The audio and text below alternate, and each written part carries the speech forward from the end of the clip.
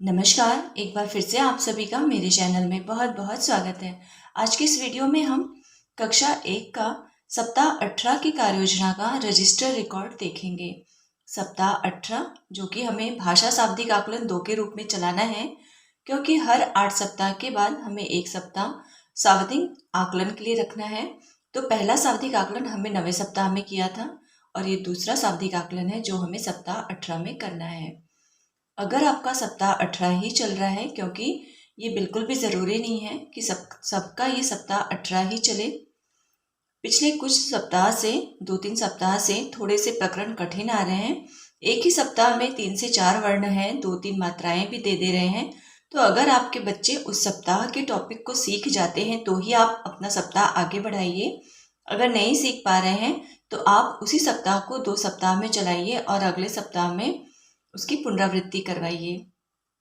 तो अगर आपके बच्चे सप्ताह 17 के प्रकरण को अभी नहीं सीख पाए या 16 के नहीं सीख पाए हैं तो आप उसी सप्ताह को दोहराएंगे अगले सप्ताह भी। और अगर आपका सप्ताह 18 ही चल रहा है तो आप इसे भाषा शाब्दिक आकलन के रूप में ही चलाएंगे और जिसकी डेट होगी 13/12/2022 से 26/12/2022, क्योंकि इसमें हमें कुल 12 से 13 दिन काम करना है, इसलिए इसे हम 2 सप्ताह में चलाएं, 2 सप्ताह में पूरा करेंगे।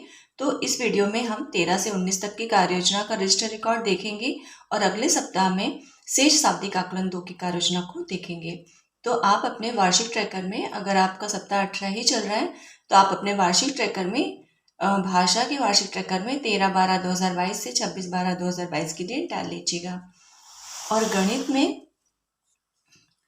गणित सप्ताह 18 इसमें डेट डालिएगा इसके वार्षिक ट्रैकर में 13/12/2022 से 19/12/2022।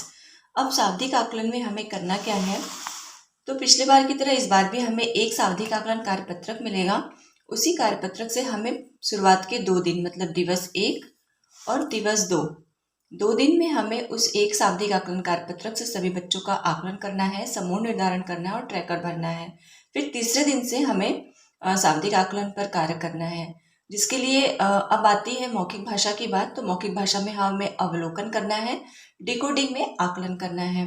अवलोकन हम किस बेस पे करेंगे, अगर बच्चे किसी चित्रों को देखकर, चित्र चार्ट को देखकर उसके बारे में हम उनसे कोई भी अगर क्वेश्चन करते हैं तो वे उसका आंसर 1 से 2 वाक्य में बता लेते हैं। और साथ में किसी विषय पर, जैसे हमने उनसे कुछ भी पूछा कि आपने घर से स्कूल आते समय क्या क्या देखा, या दीपावली का त्यौहार आपने कैसे मनाया, या फिर उनको जो पसंद है फल उसके बारे में कुछ बताएं। अगर बच्चे अपने अनुभव साझा कर लेते हैं 1 से 2 वाक्य में तो हम समझ जाएंगे कि उन्होंने मौखिक भाषा की दक्षता प्राप्त कर ली है और उनके नाम के सामने हम राइट का टिक लगा देंगे।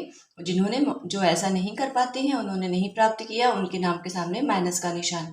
और डिकोडिंग के आकलन के लिए हमें 5 कार्यपत्रक मिलेगा शाब्दिक पुनरावृत्ति के नाम से। उन 5 कार्यपत्रकों में हमें 10 दिन काम करना है। तो एक कार्यपत्रक में हम 2 दिन काम करेंगे तो हमारा बहुत अच्छे से एडजस्ट हो जाएगा। बस इसी तरह से एक चीज़ और, उन कार्यपत्रक में हमें सभी बच्चों से काम कराना है, चाहे वो समूह 1 के हों या समूह 2 के हों, क्योंकि समूह 1 के हमारे पिछड़े बच्चे होंगे जिनके साथ हमें रेमेडियल कार्य करना है। तो पहले हम उस कार्यपत्रक में सबसे काम करवा लेंगे, फिर हम देखेंगे कौन सा बच्चा इसमें कठिनाई महसूस कर रहा है। जिन वर्णों, जिन मात्रा पे बच्चे ज़्यादा कठिनाई महसूस कर रहे हैं, उन वर्ण और मात्रा को चूज करके हम समूह 1 के बच्चों के साथ कुछ अतिरिक्त कार्य भी कराएंगे रेमेडियल के तौर पे, और उन्हें कॉपी पर कुछ अतिरिक्त कार्य भी देंगे। तो उसी आधार पर मैंने इस रजिस्टर को भरा हुआ है, आप समझ लीजिएगा।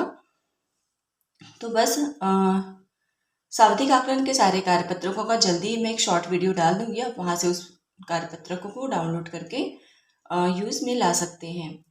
तो आज की वीडियो में इतना ही, मिलते हैं अगले वीडियो में, तब तक के लिए नमस्कार।